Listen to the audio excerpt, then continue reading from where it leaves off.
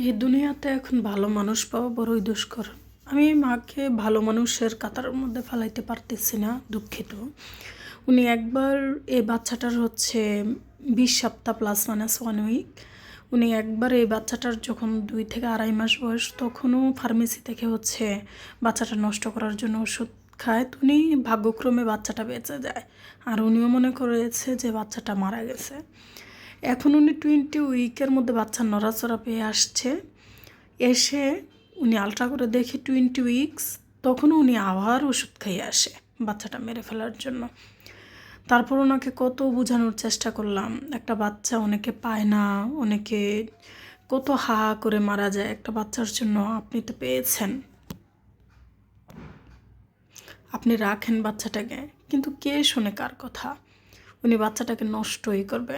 এমন না যে ওনার ফ্যামিলি তাকে সাপোর্ট দিচ্ছে না, ওনার ফ্যামিলি সম্পূর্ণ সাপোর্ট দিচ্ছে ওনাকে বাচ্চাটা রাখার জন্য। তাহলে আমি কি সবাই মা হইতে পারে, ভালো মা কয়জন হয় বলেন?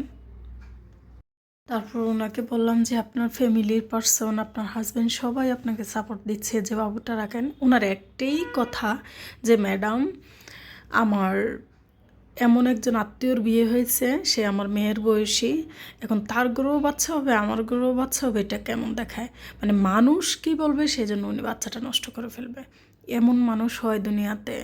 তো আমি কীভাবে আমি আবারও বলছি, এই পৃথিবীতে মা হয় অনেকে, কিন্তু ভালো মা হইতে পারে না। এত খারাপ লেগেছে বাচ্চাটার জন্য, যেটা আনবিলিভেবল। জানি না বাকিটা কী হবে, কিন্তু ওনার যে ডক্টর রেফারেন্স দিয়ে পাঠাইছে আমার কাছে, উনিও ফোন দিয়ে বললো যে আপা বোঝানোর চেষ্টা করেন। আমিও বুঝিয়ে দিলাম, গার্ডিয়ানকে বুঝাইলাম, আপাকেও বুঝাইলাম। বাকিটা জানি না বাচ্চাটার ভাগ্যে কী আছে। দোয়া করি বাচ্চাটা বেঁচে থাকুক, এটাই। তাই আবারও বলছি, বাচ্চা না নিলে আগে থেকেই সচেতন থাকা উচিত। বাচ্চা হওয়ার পরে বাচ্চা নষ্ট করা একদম উচিত না।